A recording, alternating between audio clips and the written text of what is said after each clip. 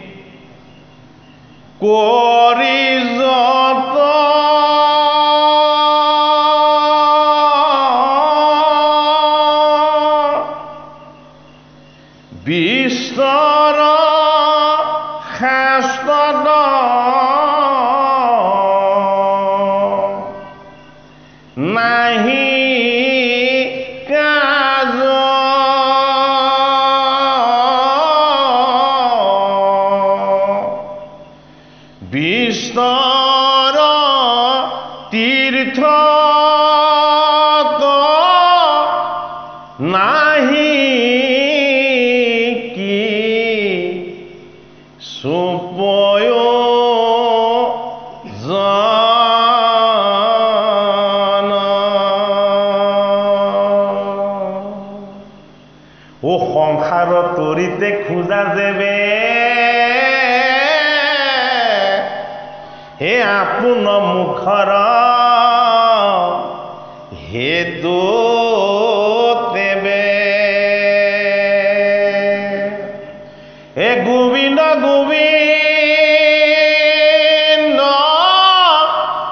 বেকতে ভোলাব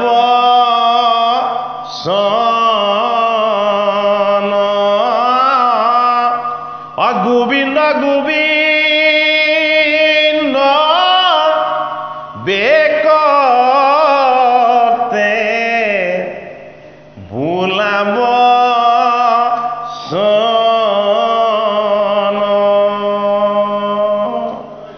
আমাৰ মনত এটা ধাৰণা আছে। কি ধাৰণা আছে? যে আমি ভগৱানক বুজিবলৈ হ'লে বহুত অধ্যয়ন কৰিব লাগিব, আমি বহুত কথা জানিব লাগিব। আমাৰ এনেকুৱা এটা ধাৰণা আছেনে নাই বাৰু? আছে নিশ্চয়, হয়নে বাৰু?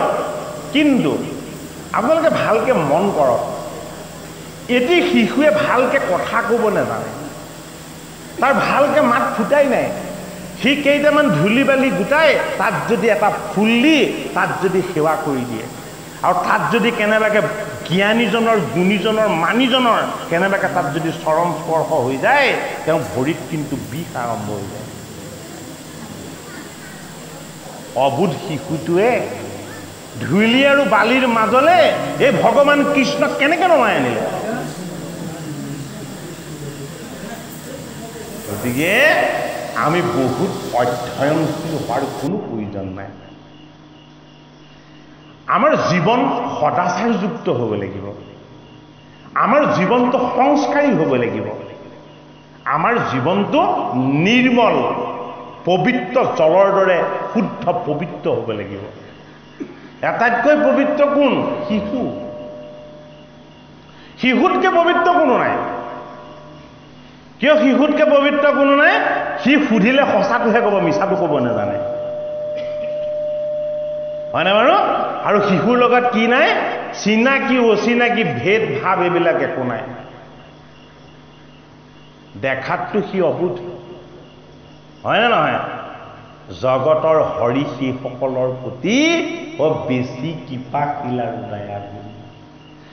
মাধৱে পঢ়িছিলে 17খন ব্যাকৰণ, কৰ্মকাণ্ডৰ সমস্ত শাস্ত্ৰ, মহাপণ্ডিত স্বৰূপ পাণ্ডিত্যৰে পৰিপূৰ্ণ, শংকৰদেৱকো যুদ্ধত পৰাজয় কৰিব পৰাৰ শক্তি আৰু সামৰ্থ্য। কিন্তু মাধৱৰ কিহৰ অভাৱ আছিল? শংকৰৰ ওচৰ পোৱাৰ লগে লগে যে তেওঁ লেও সেও হৈ গ'ল। শংকৰৰ গুৰু আছিল, মাধৱৰ গুৰু নাছিল, সেইটোৱে পাৰ্থক্য। মাধৱ মেধা শক্তি সম্পন্ন নোহোৱা নহয়। শংকৰৰ লগত পৰাজয় হোৱাৰ প্ৰথম তত্ত্ব বোলে কি, শংকৰৰ গুৰু আছিল কোন? মহেন্দ্ৰ কন্দলী। মাধৱৰ গুৰু নাছিল। যিটো কাৰণত ইমানখিনি জনা স্বত্বেও শংকৰৰ চৰণ চুব লগা হ'ল, নিজৰ পৰাজয় স্বীকাৰ কৰিব লগা হ'ল, যে হংসচাগ কাটি যিটো ৰুধিৰে কদৰ্ম কৰে, সি হেন স্বৰ্গে যায় নৰকত কোন পৰে। শংকৰৰ বিচাৰ শুদ্ধ, শংকৰৰ মত শুদ্ধ, আৰু মাধৱৰ বিচাৰ ভুল আছিলে, মত ভুল আছিলে। কিয় ভুল আছিলে? মাধৱে শংকৰক লগ পোৱাৰ আগলৈকে গোবিন্দৰ চৰণ পোৱা নাছিলে। এই শংকৰেই হ'ল ঈশ্বৰৰ মূৰ্তি, গুৰুৰ মূৰ্তি।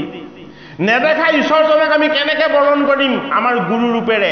এইজনেই মোৰ দেখাজনেই ভগৱান স্বৰূপ। এই ভগৱান স্বৰূপ গুৰু শংকৰৰ চৰণ যেতিয়াই মাধৱে হৃদয়ত প্ৰতিষ্ঠা কৰি গোবিন্দ গোবিন্দ বেকতে বোলা বচন, এইজন গুৰু মোৰ শংকৰ, যিজনে মোক শুধৰাই দিলে মোৰ ভুল। এইজন গুৰু দৈৱকী নন্দন কৃষ্ণ, যিজনৰ কৃপা লাভ কৰিবলৈ শংকৰৰ দৰে শুদ্ধ গুৰুৰ চৰণ পাব লাগিব। সেইটো কাৰণে কি বুলি কৈছে? গোবিন্দ গোবিন্দ বেকতে বোলা বচন। গো মানে অন্ধকাৰ, ৰো মানে পোহৰ, হয়নে? গোবিন্দই আমাৰ হৃদয়ত থকা অন্ধকাৰ, অজ্ঞান, অবিদ্যা, এই ভক্তিহীন যিমানবিলাক আমাৰ শত্ৰু আছে, এই শত্ৰুবিলাকক বিনাশ কৰে। সেইটো কাৰণে বাসুদেৱ কৃষ্ণই প্ৰথম বধ কৰিছে পুতনা। পুতনা আমাৰ জিভাত থাকে, কি হৈ? লোভ হৈ। যেতিয়ালৈকে কৃষ্ণৰ নাম নলব, ভকতৰ সং নলব, এই ভাগৱত শাস্ত্ৰৰ আশ্ৰয় নলব, জিভাখন লোভিয়া হব। কি লোভিয়া? গ্ৰাম্য কথা বিচাৰি ফুৰিব, ঈশ্বৰৰ কথাৰ ভাগ নিবিচাৰে।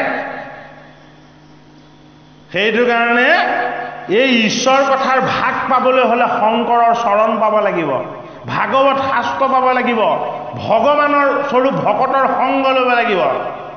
এইকেইটা বস্তু যদি কেনেবাকে পোৱা যায়, জিভাখনত তেতিয়া গ্ৰাম্য কথা নাহে, কৃষ্ণ কথা আহিব। সেইটো কাৰণে স্তন পান কৰাৰ চলেৰে পুতনাৰ চেতনাটো শুহিছিলে কোনে? ভগৱান কৃষ্ণই। এই জিভাখন দিছে কৃষ্ণৰ নাম গাবলৈ, কৃষ্ণৰ গুণ গাবলৈ। এই জিভাখন দিছে কৃষ্ণ আৰু নাম নম্বৰ অমৃত পান কৰিবলৈ, হয়নে? হয়, আমি সংসাৰৰ কালকুট পান কৰি আছো। এই সংসাৰৰ মৃগৰূপী মায়াৰ বন্ধনত পৰি এই ভৱ জলত আমি কি কৰি আছো? ভৱ সমুদ্ৰত কি কৰি আছো? হয়, আমি মায়াৰ দুখ কষ্টবিলাক ভোগ কৰি আছো। সেইটো কাৰণে পুতনা হল কংসৰ অনুচৰ। এই কংসৰ অনুচৰ ৰূপী ৰজগুণী তমগুণী ভোগ বিলাস লোভ লালসা বিলাকক আমি যদি আমাৰ পৰা আঁতৰ কৰিবলৈ হয়, দৈৱকী নন্দন কৃষ্ণৰ চৰণত একান্তভাৱে শৰণ ল'ব লাগিব। কৃষ্ণত শৰণাপন্ন জীৱ উদ্ধাৰ হোৱাটো খাটা। এইটো কাৰণে বিদুৰ এই হস্তিনাপুৰ ৰূপী দেহৰ তত্ত্বত 11 ঐক্যহীনী কৌৰৱ, 7 ঐক্যহীনী পাণ্ডৱ, এই দুইটা তত্ত্বক ধাৰণ কৰি ৰখা জীৱৰূপী তত্ত্ব। এই জীৱৰূপী বিদুৰে আমাৰ দেহৰ তত্ত্বত বহি সদায় কান্দি আছে। বোলে কিয়? হেৰা অন্ধ ধৃতৰাষ্ট্ৰ, এই অহংকাৰী পুত্ৰকেইটাক অকমান তুমি ঠাণ্ডা কৰা। ইমানকে বুজোৱা স্বত্তেও বিদুৰৰ কথা কিন্তু ধৃতৰাষ্ট্ৰই নেমানিলে। যুদ্ধখন হোৱাৰ আগে আগে ধৃতৰাষ্ট্ৰই পৰামৰ্শ দিলে, হেৰা, ধৃতৰাষ্ট্ৰক পৰামৰ্শ দিলে বিদুৰে, হেৰা ৰাজন, এই ইন্দ্ৰপ্ৰস্থ আৰু হস্তিনাপুৰ তোমাৰ এই বংশক যদি তুমি ৰক্ষা কৰিব বিচাৰিছা, তেতিয়াহ'লে মই তোমাক এটা ভাল উপদেশ দিওঁ। বোলে কি? বোলে কেতিয়াবা যদি আমাৰ দেহৰ কোনোবা এটা অংশত কিবা যদি দুৰাৰোগ্য ৰোগ হয়, গোটেই দেহটোক ভাল কৰি ৰাখিবৰ কাৰণে সেই অংগটো কাটি পেলাই দিয়া হয়।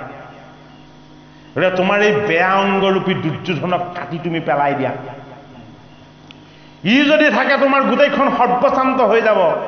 ইয়াক যদি তুমি বিদায় দিব পাৰা তেতিয়াহ'লে তোমাৰ গোটেইখিনি বাচি যাব। কৈছিলে ধৃতৰাষ্ট্ৰক শুনিলে দুৰ্যোধন আৰু দুঃশাসনে। এই দুৰ্যোধন আমাৰ মনৰ অহংকাৰ, দেহতে বহি আছে। এই দুঃশাসন আমাৰ মনৰ হিংসা আৰু জেদ, আমাৰ দেহতকৈ মনৰ শক্তি হৈ ওপৰত বাস কৰি আছে। সেইটো কাৰণে কি কৰিলে, বিদুৰ ৰূপী জীৱটোক কৈছে তোক এইবাৰ সুদাই নেৰো, বোলে কি তোক বনবাসী কৰিম। যিদিনাখনে শুদ্ধ জীৱৰূপী বিদুৰ এই দেহৰূপী হস্তিনাপুৰৰ পৰা তত্ত্বৰূপত যিদিনাখনে বনবাসী হৈ গ'ল, তাৰ পাছদিনাখনে শংখনাদ হৈ গ'ল। বোলে কি 18 ঐক্যহীনী সেনাৰ যুদ্ধ। ক'ত? কুৰুক্ষেত্ৰত। ধৰ্মক্ষেত্ৰে কুৰুক্ষেত্ৰে সমবেতা ইয়োৎসৱঃ মামকাঃ পাণ্ডবাস্যৈব কিমক্ৰুবা সঞ্জয়। ধৰ্মক্ষেত্ৰে কুৰুক্ষেত্ৰে সমবেতা ইয়োৎসৱঃ মামকাঃ পাণ্ডবাস্যৈব কিমক্ৰুবা সঞ্জয়। ধৰ্মক্ষেত্ৰ কি? এই দেহটো। কিয় ধৰ্মক্ষেত্ৰ? ইয়াক ধাৰণ কৰিছে আত্মাৰূপী ঈশ্বৰে। এই ধৰ্মক্ষেত্ৰৰূপী দেহক ধাৰণ কৰিছে আত্মাৰূপী ঈশ্বৰে, কিন্তু এই দেহৰ লগত জীৱৰ লগত মন সংযোগ হৈ গৈছে। ই কি হৈছে? ই কৰ্মক্ষেত্ৰ আৰু কুৰুক্ষেত্ৰ দুইটা হৈ পৰিছে। এই কুৰুক্ষেত্ৰত আমাৰ কি হৈছে? 18টা বৃত্তি আহি তাত প্ৰৱেশ হৈ গৈছে। 11টা হ'ল কৌৰৱময়, 7টা হ'ল পাণ্ডৱময়। কেনেকে আছে? অসমভাৱে নাই। সমবেত ইয়োৎসৱঃ, সমানে কৌৰৱ আৰু পাণ্ডৱে ইটোৱে সিটোৰ প্ৰতি সদায় যুদ্ধৰ মনোভাৱ লৈ বহি আছে। তেতিয়া সঞ্জয় আমাৰ মনৰূপী মন্ত্ৰী, ধৃতৰাষ্ট্ৰ আমাৰ এই দেহৰূপী তত্ত্ব। এই ধৃতৰাষ্ট্ৰৰূপী দেহৰ তত্ত্বই মনৰূপী অন্তৰিন্দ্ৰিয় সঞ্জয়ৰূপী মন্ত্ৰীক প্ৰশ্ন কৰিছে, মামকাঃ পাণ্ডবাস্যৈব। মামকাঃ মানে এই মোৰ কি? এই দুৰ্যোধন দুঃশাসন এই কৌৰৱসকল, পাণ্ডবাস্যৈব আৰু সেই পাণ্ডুৰ পুত্ৰসকল, যিসকলক আমি আঁতৰত ৰাখিছোঁ, হয়নে বাৰু? এই দেহেই হ'ল মৎস্যদেহ। এইখন আত্মাৰূপী ঈশ্বৰ বাস কৰা ক্ষেত্ৰ। সেইটো কাৰণে কি? বিৰাট ৰাজ্য। এই বিৰাটৰ ৰাজ্যত কি হৈ আছে? পঞ্চ পাণ্ডৱ অজ্ঞাতবাস খাটি আছে। মৎস্য দেশত পঞ্চ পাণ্ডৱে অজ্ঞাতবাস খাটিছিলে নে নাই? হয়নে বাৰু? আমাৰ লগত অজ্ঞাতবাসে খাটিব লাগিব। বোলে কিয়? আমি দুৰ্যোধন দুঃশাসনক ৰজাৰ আসনত বহুৱাই থৈছো। পাণ্ডৱময় পুণ্য গুণবিলাকে অজ্ঞাতবাস খাটা মানে লুকাই থকাৰ বাহিৰে আৰু বেলেগ গত্যন্তৰ নাই। আত্মাস্বৰূপ ঈশ্বৰ কৃষ্ণ পৰমাত্মা। পৰমাত্মা কৃষ্ণক ভাগৱতৰ 11 স্কন্ধত উদ্ধৱ মহন্তই একেলগে 27টা প্ৰশ্ন সুধি দিলে। তোমাক প্ৰশ্ন সুধিছিল গীতাত অৰ্জুনে, হয়নে? তোমাক প্ৰশ্ন সুধিছিল বেদগণে, তোমাক প্ৰশ্ন সুধিছিল অনন্ত নাগে, তোমাক প্ৰশ্ন সুধিছিল সৃষ্টিকৰ্তা ব্ৰহ্মাই। আৰু ভাগৱতৰ 11 স্কন্ধত ভগৱান কৃষ্ণক প্ৰশ্ন সুধিছে। কোনে? প্ৰাণৰ বান্ধৱ উদ্ধৱ মহন্ত। আমাক উদ্ধাৰ কৰিব পৰা এটা শক্তি আছে, আমাক উদ্ধাৰ কৰি দিব পৰা সামৰ্থ্য আছে।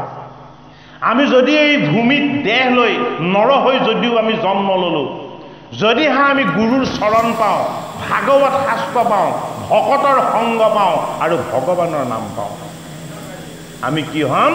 হয় আমি ৰসাতলত ডুব গৈ থকা জীৱ নহওঁ। আমি ঊৰ্ধ্বগামী জীৱ হ'ম, ঈশ্বৰমুখী জীৱ হ'ম। এই ঈশ্বৰমুখী জীৱ ঈশ্বৰৰ সন্ধানত কেনেকৈ বৈকুণ্ঠলৈ যাব পৰা যায় কৃষ্ণৰ লগত, এই কথা চিন্তা কৰি থাকে। সেইটো কাৰণে নামটো হ'ল উদ্ধৱ মহন্ত। একাদশ স্কন্ধত প্ৰথম প্ৰশ্ন, কোন সম দম নাম সত্য শৌচ কাম। হে বাসুদেৱ, সম মানেনো কি? দম মানেনো কি? দান মানেনো কি? সত্য মানেনো কি? শৌচ মানেনো কি? কাম মানেনো কি? আৰু মোক কোৱাচোন, কি মহালাভ? যজ্ঞ কি? আৰু যজ্ঞ কাৰ নাম? কাৰ নাম সৌৰ্য বীৰ্য, কোনজন গুণেৰে সৈতে সুমণ্ডিত? কাৰ নাম মূৰ্খ আৰু কাকনো পণ্ডিত বুলি কয়? হে জগতৰ হৰি, কাক দীনবন্ধু বুলি কয় আৰু কোনজনক আটাইতকৈ দুখী বুলি কয়? হে জগতৰ ঈশ্বৰ, কোনজন সুৰ আৰু কিনো মহাধন?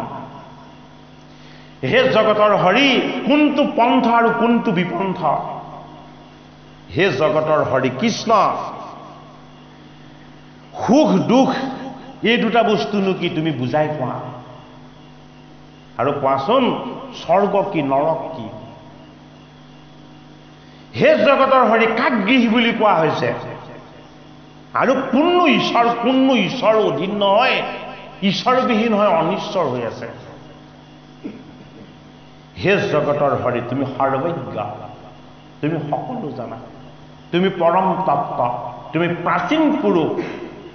সেইটো কাৰণে মোৰ মনৰ ইমানখিনি সংশয় আজি মই তোমাক জনাব লগা হ'ল। বোলে কিয়? তুমি চক্ৰবাণী। চক্ৰবাণী মানে কি? যাৰ হাতত চক্ৰখন আছে। কি চক্ৰনো?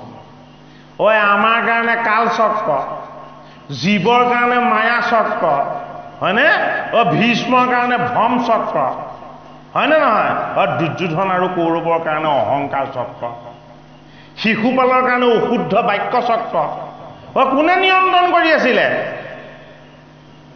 ভগৱান কৃষ্ণই নিয়ন্ত্ৰণ কৰি আছিল। সেইটো কাৰণে যাৰ বাক্যে হুয়া আছে বিল, পৰম পতিটো তৰয় যাহাৰ নামে। এই সমস্তখিনিৰে মালিক হ'ল ভগৱান কৃষ্ণ। এই চক্ৰ কি? চক্ৰ হ'ল কৃষ্ণ নিজেই। কি চক্ৰ? মই তোমাৰ দেহ তত্ত্বলৈ আহিছোঁ জীৱন চক্ৰ হৈ, আয়ু চক্ৰ হৈ, কাল চক্ৰ হৈ। মই তোমাৰ এই জীৱৰ লগত সাক্ষী হৈ থাকিম। কি হয়? অন্তৰ ইন্দ্ৰিয় মনৰ শুদ্ধতাৰূপী চিত্ত তত্ত্ব হৈ। কিন্তু মোক তুমি নেদেখা। কিয়? মইহে সকলোকে দেখো। মোক কোনেও নেদেখে। বোলে কিয়? মই গুণত নাথাকো, মই নিৰ্গুণ। মই ৰূপত নাথাকো, মোৰ ৰূপ নাই, মই নিৰাকাৰ। আৰু মই কি? মই এদিন দুদিনৰ নহয়, মই অনাদি আৰু মই অনন্ত, মই সৰ্বদা বিৰাজমান। সেইটো কাৰণে সম, যি সকলোতে সমানে বৰ্তি থাকে সদায়। দম, যিজনক নাজানিলে আমাৰ ইন্দ্ৰিয়বিলাক দমন নহ'ব। যিজনৰ চৰণ সেৱা নকৰিলে, যিজনৰ সান্নিধ্য নাপালে আমাৰ মনক একোৱে দমন কৰিব নোৱাৰিব, হয়নে? মনক যদি দমন কৰিব নোৱাৰো, আমাৰ কায় বাক্য আৰু মন শুদ্ধ নহ'ব, শৌচ নহ'ব। বাসুদেৱ কৃষ্ণই ভাগৱতৰ একাদশ স্কন্ধত প্ৰাণৰ বান্ধৱ উদ্ধৱৰ ২৭টা প্ৰশ্নৰ উত্তৰ কেপচুল আকাৰত দিছে। দীঘলকৈ দিয়া নাই, কিন্তু যিমান পাৰি সিমান সংক্ষেপে দিছে। বোলে কিয়? হে মোৰ প্ৰাণৰ বান্ধৱ উদ্ধৱ, তুমি যেতিয়া জানিলা মই তোমাৰ প্ৰাণ, মই তোমাৰ বুদ্ধি, মই তোমাৰ জ্ঞান, মই তোমাৰ ধ্যান, মই তোমাৰ আত্মা, তুমি আৰু কি সংশয় ছেদ কৰাৰ কথা কৈছা? ইয়াতেই তোমাৰ সমস্ত সংশয় ছেদ হ'ল। কিন্তু তোমাৰ দৰে মোৰ চৰণ সেৱা কৰিব বিচৰা ভকতৰ মনত যিবিলাক সংশয় আছে, এই সংশয়বিলাক যাতে ছেদন হয়, তুমি সেইটো কাৰণে মোক এই প্ৰশ্ন সুধিছা। হে ৰাম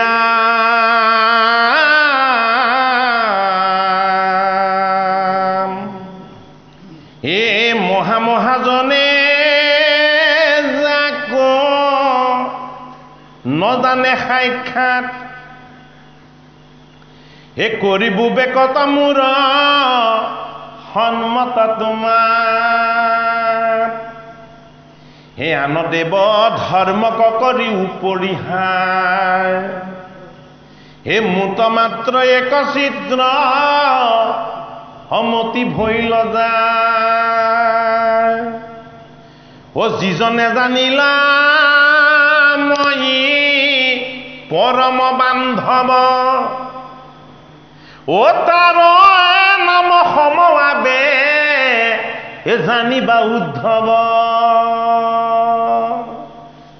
উদ্ধৱে প্ৰথমতে নিজৰ কথাহে সুধিছে উদ্ধৱে নিজক জনা নাছিলে তেওঁ কোন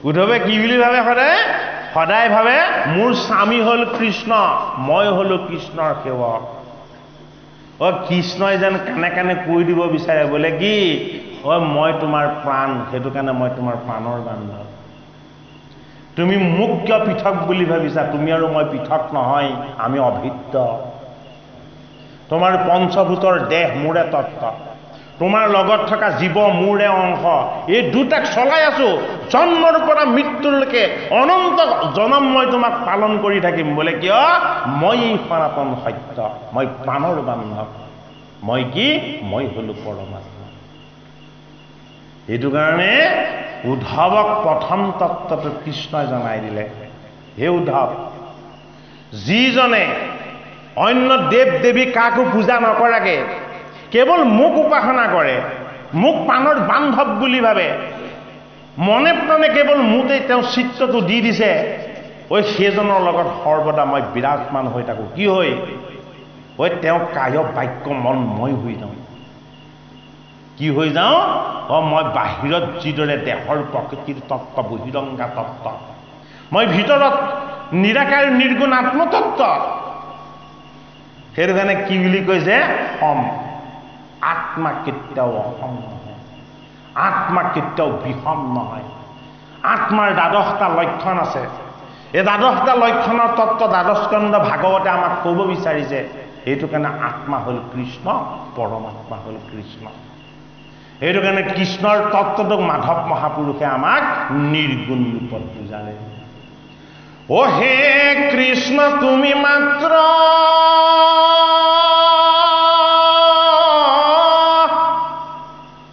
চৈতন্য স্বৰূপ নিত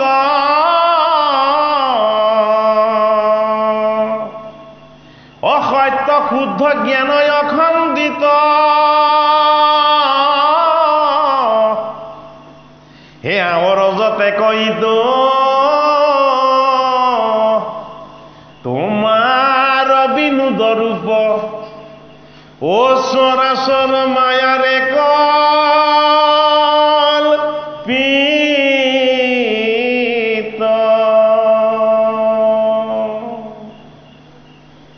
হে তজুগুণ নাম হৰি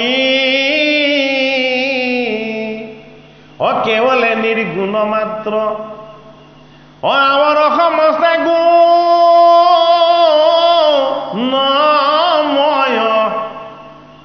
হে এতে কজানিয়া হৰি হে তোমাৰ নামক মাত্ৰ হে কৰিলো সাৰগ্ৰী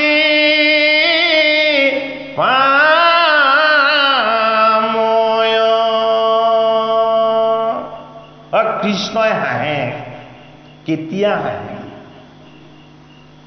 কৃষ্ণই কেতিয়া কেতিয়া হাঁহে কৃষ্ণই খুব মিচিক মিচিক হাঁহি আছে কেতিয়া যেতিয়া শিশুপালে কৃষ্ণক গালি পাৰি আছে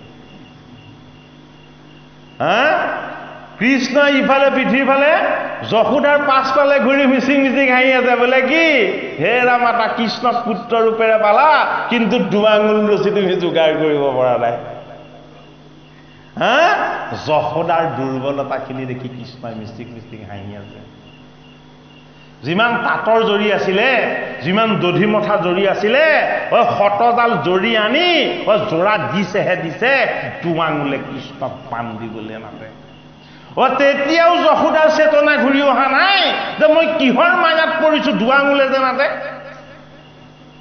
মই কাক বান্ধিবলৈ লৈছো মাত্ৰ দুৱাঙুল জৰিয়েহে নাটনি হৈ আছে হয়নে বাৰু এই জীৱন উৰাল এইটো কি হয় এইটো পথালি উৰা এইটো জড় বস্তু এইটো কাঠৰ বস্তু এই জীৱন উৰালত আমি বান্ধি ৰাখিব লাগিব কাক পৰমাত্মা কৃষ্ণ কিন্তু মায়াৰ জৰিৰে মোহৰ জৰিৰে গৃহৰ জৰিৰে আমি কৃষ্ণ বস্তুক বান্ধিব নোৱাৰো যশোদা আমাৰ জীৱনৰ যশ আমাৰ জীৱনৰ খ্যাতি আমাৰ জীৱনৰ আনন্দ বলে কি এই কৃষ্ণৰ চৰণ সেৱা কৃষ্ণৰ বন্দনা আৰু কৃষ্ণৰ উপাসনা ইয়া যশোদা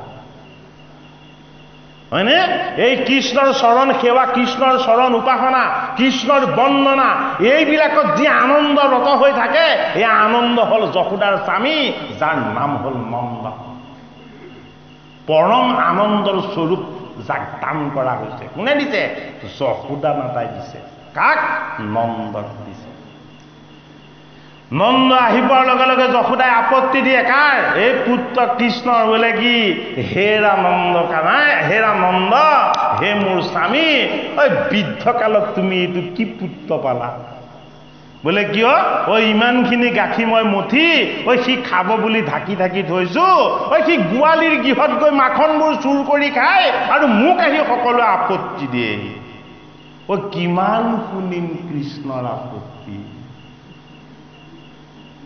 ঐ কৃষ্ণৰ আপত্তি শুনিব লাগিব কৃষ্ণৰ অৱগুণ শুনিব লাগিব কৃষ্ণৰ দুখ দেখিব লাগিব ও কি হ'ব ও কৃষ্ণ সম বোলে কি দুখতো মই গুণতো মই যদি গালি পাৰিছা মোক পাৰিবা শিশুপালৰ দৰে উদ্ধাৰ কৰিম যদি গীত গাইছা মোৰ গীত গাবা বোলে কি মই তোমালোকৰ লগত গোপীৰ লগত যিদৰে নৃত্য কৰিছিলো মই সেইদৰে নৃত্য কৰিম সেইটো কাৰণে কৃষ্ণ বোলে কি হে কৃষ্ণ তুমি মাত্ৰ চৈতন্য স্বৰূপ বোলে কি তুমি মোৰ দেহৰ মনৰ প্ৰাণৰ এই জগতৰ সমস্তখিনিৰ তুমি চৈতন্য স্বৰূপ তুমি কি তুমি নাচি আছা সেইটো কাৰণে বতাহ বলিছে তুমি নাচি আছা সেইটো কাৰণে চন্দ্ৰ সূৰ্য ওলাই আছে তুমি নাচি আছা সেইটো কাৰণে দিন ৰাতি হৈ আছে সেইটো কাৰণে তেওঁ নিত্য ৰত হে কৃষ্ণ তুমি মাত্ৰ চৈতন্য স্বৰূপ নিত্য তুমি সত্য বোলে কি আমি যিটো চকুৰে দেখো সেইটোহে সত্য বুলি ভাবো ভগৱান কৃষ্ণই কৈছে মোক নেদেখালৈকে সত্যটো নাজানিবা বোলে কি যিমান জুমি জুমি চালেও মোক নেদেখিবা বোলে কিয় মোক চাবলৈ হলে গুৰুৰ কৃপা লাগিব ভকতৰ সংগ লাগিব ভগৱানৰ আশীৰ্বাদ লাগিব নহলে কিন্তু মোক দেখা নেপাবা সেইটো কাৰণে বৃন্দাবনৰ গোপীয়ে দধি মঠি থাকোঁতে ৰাম কৃষ্ণৰ নাম লৈ এই কৃষ্ণ আৰু ৰামক ওচৰলৈ মাতি থাকে কৃষ্ণ আৰু ৰাম ওচৰলৈ নাযায় যেতিয়ালৈকে গোপীৰ খং নুঠে আৰু দধি মঠি থাকোঁতে থাকোঁতে ৰাম কৃষ্ণৰ গীত গাই থাকোঁতে থাকোঁতে যেতিয়া কৃষ্ণকে নাই তেওঁলোকৰ ওচৰলৈ নাযায় তেতিয়া কৃষ্ণক গালি পাৰে ইহঁত দুটা মহাদুষ্ট এই ৰাম আৰু কৃষ্ণ দুইটা কপতি বোলে কি ইহঁতক মাতিলে নাহে নামাতিলেহে আহে ইহঁতলে মাখন মুঠি থলে খাবলৈ নাহে লুকুৱাই থোৱাকণ ইহঁতি চুৰ কৰি খাবলৈহে আহে ইহঁততকৈ অসন্ত দুষ্ট কোনো নাই এই নন্দৰ দুলাল ৰাম আৰু ৰোহিণীৰ পুত্ৰ বলৰাম দুইজনে গৈ গোপীৰ আচলত ধৰি পনা জোৰা কৰে ৰাম জগতৰ হৰিৰ নাম তত্ত্ব জগতৰ হৰিৰ নামতকৈ শক্তিশালী বস্তু এই জগতত একো নাই সেইটো কাৰণে তেওঁৰ নাম হ'ল বলৰাম নামতকৈ শ্ৰেষ্ঠ ঈশ্বৰৰ ধৰ্ম নাই সেইটো কাৰণে কি জগতৰ হৰি দৈৱকী নন্দন কৃষ্ণৰ তেওঁ শ্ৰেষ্ঠ ভাতৃ বোলে কি তুমি অনন্ত মোৰ নামৰ যি শক্তি সামৰ্থ্য সেয়া তোমাতেই আছে সেইটো কাৰণে অনন্ত মানে কি অনন্ত মানে হ'ল নামৰ শক্তি নামৰ তত্ত্ব নামৰ তত্ত্ব কেতিয়াও সীমা নাই সংখ্যা নাই ইয়াক কোনেও পৰাভৱ কৰিব নোৱাৰে নামত থকা নিৰ্গুণ যি আনন্দ নামত থকা নিৰ্গুণ যি হৰিৰ আনন্দময় তত্ত্ব এই আনন্দ হ'ল কৃষ্ণ নামেই ঈশ্বৰৰ তত্ত্ব নামেই সত্য নামেই শুদ্ধ নামেই সনাতন বস্তু সেইটো কাৰণে নামৰ শুদ্ধতা আৰু পবিত্ৰতা আগতেও আছিলে এতিয়াও আছে আৰু ভৱিষ্যতেও থাকিব সেইটো কাৰণে ৰাম নাম হ'ল সত্য কি বুলি সুধিছিলে যে সম মানে কি, যে মই নামত আছো, মই গুণত আছো, মই যশত আছো, মই মোৰ নৃত্যত আছো, মই মোৰ আনন্দত আছো, মই যমুনাৰ জলত আছো, বৃন্দাবনৰ বিৰিখত আছো, তিনতৰু লতিকাত আছো, সমস্ততে মই সমানে আছো। হে উদ্ধৱ মহন্ত, মই ক'তো অসম নহয়, কিন্তু তোমাৰ মাজত মই কেনেকে আছো তুমি দেখিব লাগিব। যেতিয়ালৈকে তোমাৰ মনৰ শুদ্ধতাৰে, চিত্তৰ পবিত্ৰতাৰে তোমাৰ মাজত থকা প্ৰাণৰ কৃষ্ণক তুমি যেতিয়ালৈকে দেখা নাপাবা, এই জগতখনক তুমি অসম দেখিবা, এই জগতখনক তুমি বিষম দেখিবা, আৰু তেতিয়া তুমি মোৰ পৰা আঁতৰত থাকিব লাগিব। সেইটো কাৰণে আমাক প্ৰথম প্ৰশ্ন সোধাইছে কোনে? উদ্ধৱে, সম মানে কি? যিজন সকলোতে সমানে বিৰাজমান হৈ আছে সেইজনে কৃষ্ণ। আমাৰ লগত প্ৰাণ হৈ, শ্বাস নিশ্বাস হৈ, পঞ্চভূতৰ দেহ হৈ, প্ৰাণৰ বায়ু হৈ, জীৱৰ তত্ত্ব হৈ আৰু শিৱৰ সনাতন স্বৰূপ হৈ কোন আছে? দৈৱকী নন্দন কৃষ্ণ বিৰাজমান হৈ আছে। যিদিনাখন এই সৰূপী দেহৰ পৰা আত্মাৰূপী কৃষ্ণ ঢাপলি মেলিব, এই দেহ চুবৰো অযোগ্য হৈ যাব। অলপ বেছি সময় থাকিলে যি সুগন্ধিযুক্ত আছিলে বুলি কোৱা হয়, ই দুৰ্গন্ধৰ দুৰ্গ হ'ব। এইটো কাৰণে উদ্ধৱ মহন্তই সুধিছে সম মানে কি? আৰু ইয়াৰ পাছৰ প্ৰশ্নটো কি? যে দম মানে কি? সমভাৱে কোনে দেখিছিলে কৃষ্ণক? বৃন্দাবনৰ গোপীয়ে দেখিছিলে। ক'ত দেখিছিলে? বিৰিখৰ পাতত দেখিছিলে, বৃন্দাবনৰ বিৰিখৰ মাজত দেখিছিলে, তিনতৰু লতিকাত দেখিছিলে, যমুনাৰ জলত দেখিছিলে, হৰিণাবিলাকৰ মাজত দেখিছিলে, আৰু ধূলি বালি আকাশ বতাহ ভ্ৰমৰ সমস্তবিলাকতেই ভগৱান কৃষ্ণক দেখিছিলে। তেনেদৰে কৃষ্ণক দেখাৰ কাৰণেহে নিৰ্গুণ নিৰাকাৰ ঈশ্বৰজন পৰম ব্ৰহ্ম পৰম তত্ত্ব যদিও যিজনক কোনেও চুবৰ সাধ্য নাই, সেইজন সনাতন কৃষ্ণই গোপীৰ হাতত ধৰি সহস্ৰ গোপীৰ লগত সহস্ৰ কৃষ্ণ হৈ বৃন্দাবনত ৰাস ক্ৰিয়া কৰি দেখুৱালে। সেইটো কাৰণে আমি মথুৰাৰ পৰা এই যমুনাখন পাৰ হৈ যাব লাগিব। মথুৰা আমাৰ জন্ম ঠাই। জন্মস্থানটো শুদ্ধ, কিন্তু জন্ম ক'ত? আমাৰ কাৰাগাৰত জন্ম। এই কাৰাগাৰত জন্ম হোৱা জীৱবিলাকে বন্ধনত পৰি সদায় কান্দি থাকে। এই কান্দি থকা জীৱবিলাকক উদ্ধাৰ কৰিবলৈ হ'লে আমাৰ বৃত্তিবিলাক শুদ্ধ কৰি ল'ব লাগিব। এই শুদ্ধ বৃত্তিৰ নাম হ'ল বসুদেৱ। এই বসুদেৱ ৰূপী শুদ্ধ বৃত্তিবিলাকে বৰণ কৰিব লাগিব মনৰ সৎ ভাৱনাবিলাকক। এই সৎ ভাৱনা হ'ল দয়া, ক্ষমা, প্ৰেম, কৰোণা আৰু ভক্তি। এয়া হ'ল দৈৱকী। এই দৈৱকী আৰু বসুদেৱৰ যদি কেনেবাকে বিবাহ হৈ যায়, এই ৰজগুণী দেহে হাহাকাৰ কৰিব। বোলে কি? এই দেহ আগতেও মিছা, এতিয়াও মিছা, ভৱিষ্যতেও মিছা। সত্য কি? সত্য হ'ল কৃষ্ণ। এইটো কাৰণে কংসৰ কাৰাগাৰত কৃষ্ণ গোসাঁই ভাৱ ভক্তি আৰু বসুদেৱ দৈৱকীৰ স্তুতিত যেতিয়া বিৰাজমান হৈছিল, জন্ম হৈছিল, কোলাত কৃষ্ণক দেখা নাছিলে, শংখ চক্ৰ গদা পদ্ম ধাৰণ কৰি থকা আকাশতহে দেখা পাইছিলে বসুদেৱ আৰু দৈৱকীয়ে। বোলে কি? তোমাৰ ভাৱনাৰ আকাশত, তোমাৰ ভক্তিৰ আকাশত, তোমাৰ চিন্তনৰ আকাশত তুমি চতুৰ্ভুজ ৰূপত তুমি মোক দেখা পাব লাগিব। বোলে কি? মই তোমাৰ কোলাৰ পুত্ৰ হৈ, কৃষ্ণ হৈ মই তোমাক আনন্দৰ নৃত্য কৰি দেখুৱাম। এইটো কাৰণে আনন্দৰ নৃত্য কৃষ্ণৰ দৰ্শন কৰাত আমাৰ এটা বাধা আছে। এই বাধা হ'ল যমুনা। এই যমুনা হ'ল আমাৰ জীৱনৰ মায়াবিলাক।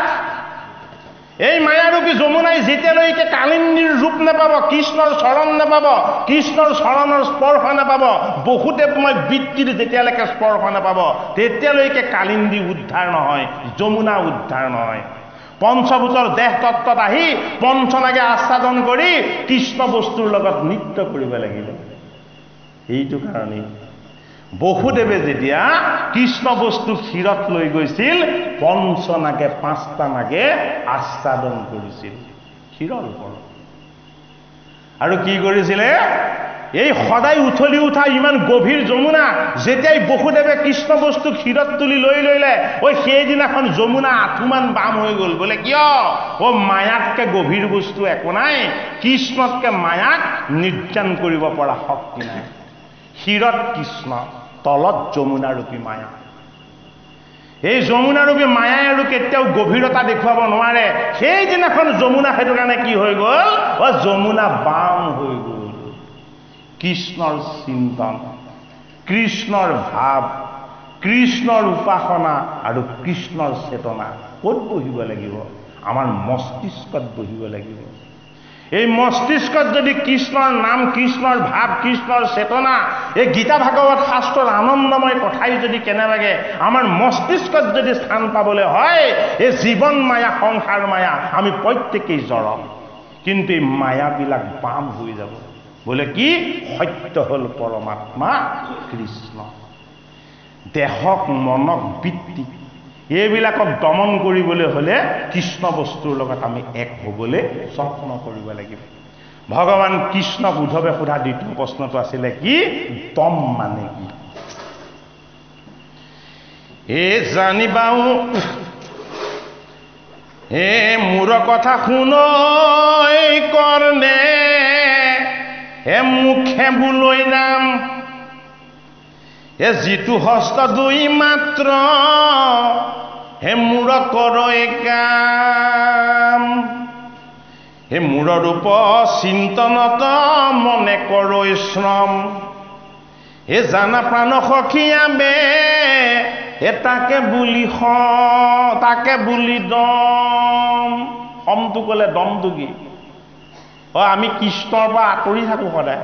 ক'ত আঁতৰি থাকো? আমি সংসাৰৰ ভৱকূপত পৰি থাকো। আমি সংসাৰৰ ভৱকূপ। ভৱকূপ মানে কি? কূপ মানে গা। ভৱ মানে কি? ভৱ মানে মায়া। আমি জীৱবিলাক সংসাৰৰ মায়াৰ গাঁতত পৰি আছো।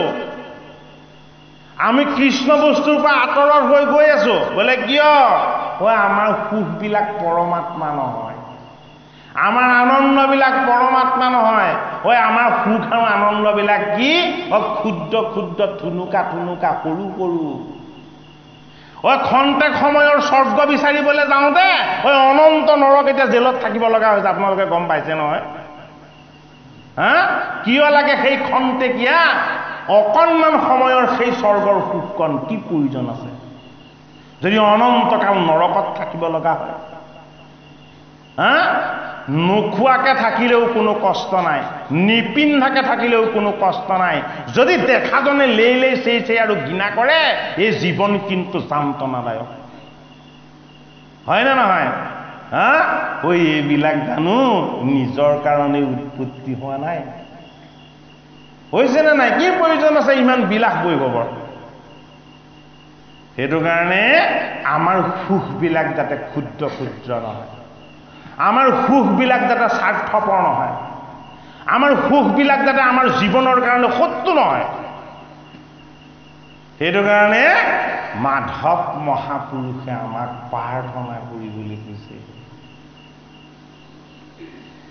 ক্ষুদ্ৰ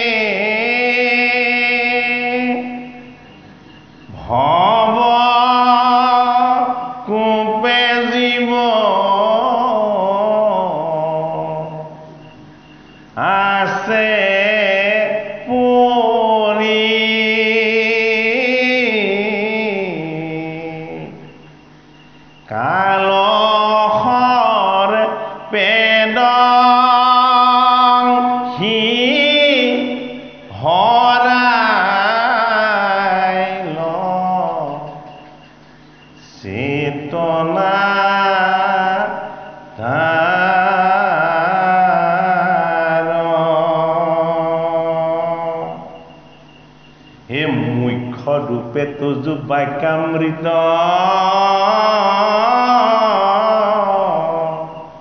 অকৃপায়ে সিঞ্চিয়া প্ৰতিনিত। হে দয়াময় কৃষ্ণ কৰি তাংকয়ো ধাৰ কাক উদ্ধাৰ কৰিবলৈ কৈছে ৰামকৃষ্ণক? সৰুবোৰত গাহে ধৰি আছে, এই গজেন্দ্ৰৰ ভৰিত গাহে ধৰিছে। আৰু কি হৈছে? কষ্ট পাই গজেন্দ্ৰই কি কৰিছে? কাতৰভাৱে প্ৰাৰ্থনা কৰিছে। গজেন্দ্ৰৰ পিয়াক পায়া পাছে। গতিকে গজেন্দ্ৰ হ'ল আমাৰ অহংকাৰ। এই গজেন্দ্ৰৰূপী অহংকাৰ বিলাকৰ কবলত পৰি এই অহংকাৰৰ পৰা আটাইতকৈ শক্তিমন্ত এটা বস্তুৰ উৎপত্তি হয়। এই বস্তুটোৰ নাম হ'ল পাপ। এই পাপটোৱে হ'ল কাহ। গজেন্দ্ৰ আমাৰ অহংকাৰ, পাপ হ'ল কাহ। যদি অহংকাৰ বেছি হয়, আমাতকৈও বেছি শক্তিশালী হ'ব আমাৰ পৰা উৎপত্তি হোৱা পাপৰূপী কাহৰ। গাহে কি কৰে? গজেন্দ্ৰৰ তেজ পুজবিলাক খায়। অহংকাৰৰ পৰা দুৰ্গন্ধ ওলায়, পাপ ওলায়, অধৰ্মৰ অন্যায় ওলায়। সেইটো কাৰণে এইবিলাক পাপৰূপী কাহে পান কৰি এই গজেন্দ্ৰক তললৈ টানিছে। কিয় তললৈ টানিছে? ওপৰলৈ নিওঁতাজন আঁতৰত আছে। ওপৰলৈ উদ্ধাৰ কৰি দিব পৰাজন ক'ত আছে? বৈকুণ্ঠত আছে। এই বৈকুণ্ঠ থকাজনক আৰ্ত হৈ, দুখিত হৈ, তাপিত হৈ গজেন্দ্ৰই মাতিবলৈ ধৰিলে। গৰুৰ কিটো আহি গৰুৰৰ স্কন্ধত বহি শক্তিমন্ত বাহুৰে সৈতে এই কাহ আৰু গজেন্দ্ৰ দুইটাকে পাৰলৈ উঠাই আনিলে। যি চক্ৰে শিশুপালৰ শিৰচ্ছেদ কৰিছিলে, সেই চক্ৰে সৈতেই গাহৰ মুখ উচ্ছেদ কৰিলে। পাপবিলাকক কাটিবলৈ হ'লে কৃষ্ণৰ চক্ৰ লাগিব। পাপ আৰু পুণ্যক বিনাশ কৰি, পাপ আৰু পুণ্যৰ দুই বিচাৰৰ মালিকেই হ'ল ভগৱান কৃষ্ণ।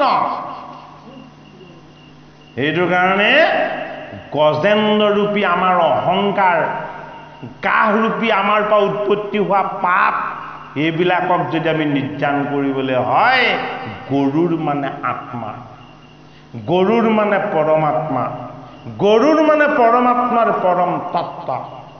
এই পৰম তত্ত্বত যি সদায় আশ্ৰয় লয়, সেইজন কি? সেইজন বিনতাৰ পুত্ৰ। বিনতা মানে আটাইতকৈ বিনয়ী। গৰুৰ মানে কি? আত্মা, আত্মাৰ তত্ত্ব। আৰু এই বিনতাৰ নন্দন, যিজন আটাইতকৈ বিনয়ী, যিজন সংযমী, যিজন সহিষ্ণু, যিজনৰ ভাৱ চিন্তন সকলো নিৰ্মল, সেইজনৰ কান্ধত বহি থাকে কোন? গৰুৰ কেতু। আত্মাৰ মালিক পৰমাত্মা। যেতিয়ালৈকে আমাৰ এই দেহৰ তত্ত্বত থকা গৰুৰ ৰূপী আত্মাক আমি চিনি নাপাম, এই গৰুৰ ৰূপী আত্মতত্ত্বত পৰমাত্মা কৃষ্ণ তত্ত্বক আমি যেতিয়ালৈকে আশ্ৰয় দিব নোৱাৰিম, আমাক গাখে ভৰি থাকিব আৰু আমি গজেন্দ্ৰ হৈ চটফটাই থাকিব লাগিব। দম, মনটোক দমন কৰিব লাগিব, বেয়া বৃত্তিবিলাকক আঁতৰ কৰিব লাগিব, ভগৱন্ত কৃষ্ণৰ চৰণ চিন্তা আৰু উপাসনা সৰ্বদা কৰিব লাগিব। এই মুতচিত দিয়া যিটো জনমহাশয়, এই হানি অপমান দুখ শোকক সহায়, তাৰে নামে ক্ষমা বাবে জানিবা উদ্ধৱ। এই ক্ষমাৱন্ত পুৰুষৰ নাই পৰা ভৱ। আমাৰ কি আছে বাৰু? আমাৰ ভঁৰালত আটাইতকৈ দুখীয়া নিৰ্কিন বস্তুটোৱে হ'ল আমাৰ ক্ষমা ভাৱটো।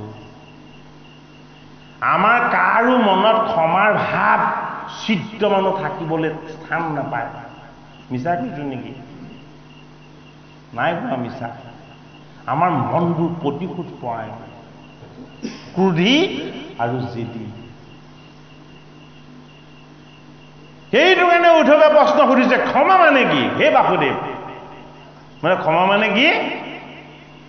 ক্ষমাৱন্ত পুৰুষৰ কোনোদিন পৰাজয় নহয়, পৰাভৱ নহয়। বাসুদেৱ কৃষ্ণই উত্তৰ দিছে, কি বুলি উত্তৰ দিছে? ও যিজনে হানিত অপমানত কষ্টত কেতিয়াও কাৰো প্ৰতি ক্ৰোধান্বিত নহয়। এই গুণটো কি? বোলে এই গুণটো মই। ক্ষমা গুণটো কাৰ? ক্ষমাটো ঈশ্বৰৰ গুণ, সেইটো কাৰণে আমাৰ লগত তাৰ পৰিমাণটো বৰ কম। ঈশ্বৰৰ বস্তু আমাৰ লগত বেছি নাইতো। আমাৰ লগত কাৰ বস্তু বেছি আছে? দুৰ্যোধন আৰু দুঃশাসনৰ বস্তু বেছি আছে আমাৰ লগত, হয়নে? এই জৰাসন্ধ আৰু কাল দমনৰ বস্তু আমাৰ লগত বেছি আছে। কিন্তু এটা বৰ ডাঙৰ কথা আকৌ দেই, কৃষ্ণই কিন্তু ভকতৰ দৰে অভকতকো ভাল পায়। তত্ত্বটো কৃষ্ণমুখী হ'ব লাগিব। এতিয়া হানি অপমানৰ দুখ শোকক হয়। হানি অপমান দুখ আৰু সুখ কায় বাক্য মুঠ অৰ্পণ কৰি হে মোৰ প্ৰাণৰ সখা উদ্ধৱ মহন্ত। যিজনে এইবিলাকক সমজ্ঞান কৰি কোনো এটা দুখ ভুল ক্ৰুটি কৰিলেও যি ক্ষমা কৰি দিব পাৰে, সেইজন পুৰুষৰ কেতিয়াও পৰাভৱ নহয়।